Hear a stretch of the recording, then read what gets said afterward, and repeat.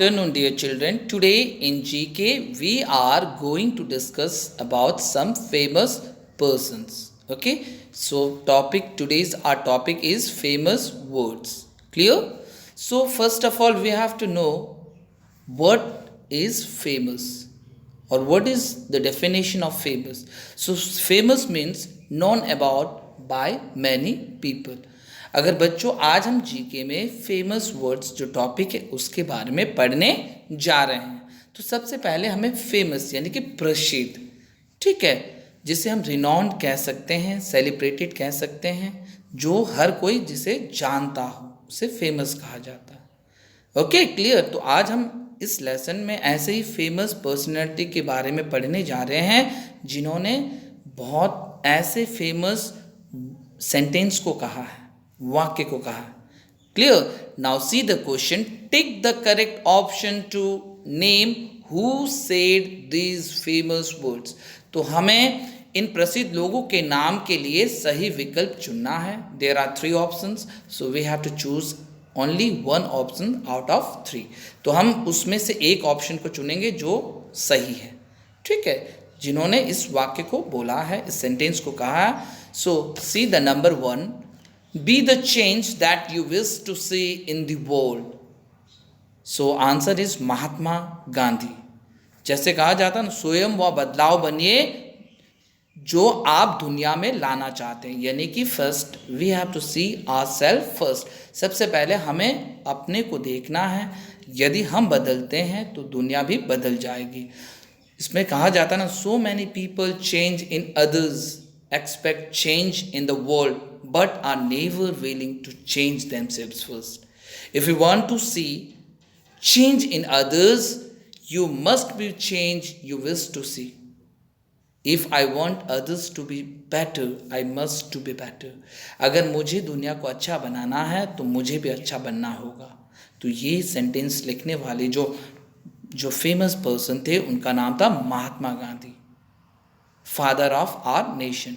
हमारे देश के फादर ऑफ नेशन यानी कि राष्ट्रपिता के नाम से भी हम जानते हैं उन्हें। Okay, now see point number 2 is 2 things are infinite, the universe and human stupidity. Okay, 2 things are infinite, the universe and human stupidity. Okay, and I am not sure about the universe. I am not sure about the universe. Stephen Hawking option. There are 3 options I told you already: Isaac Newton or Albert Einstein. Okay, so answer is Albert Einstein. So Albert Einstein is the correct answer. तो इसमें पूछा गया कि 2 चीज़ें बहुत ही अत्यंत है, it's very important things, ब्रह्मांड और मानव मूर्खता। मैं ब्रह्मांड के बारे में नहीं जानता, I don't know about the universe, और मैं इसके बारे में बिल्कुल नहीं जानता और मैं इसके बारे में निश्चित भी नहीं हूँ, मुझे नहीं पता है ब्रह्मांड के बारे में। तो ये बोलने वाले जो फेमस पर्सन थे उनका नाम था Albert Einstein. Clear. Now see point number 3, darkness can not drive out darkness, only light can do that, hate can not drive out hate, only love can do that. By Martin Luther King Jr. by Martin Luther King Jr. कहा जाता है ना, अंधकार कभी भी अंधकार को दूर नहीं कर सकता है, केवल प्रकाश ही अंधकार को दूर कर सकता है, रोशनी ही अंधकार को दूर कर सकता है। उसी तरीके से नफरत को नहीं दूर कर सकता है, नफरत को दूर करने के लिए हमें प्रेम चाहिए, प्रेम ही नफरत को दूर कर सकता है। By Martin Luther King junior. Clear. Now we are moving to point number 4।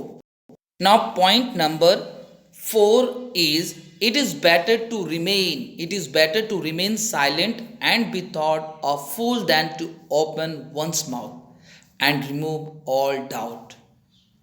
Nelson Mandela, Abraham Lincoln or Mother Teresa, who said this famous word?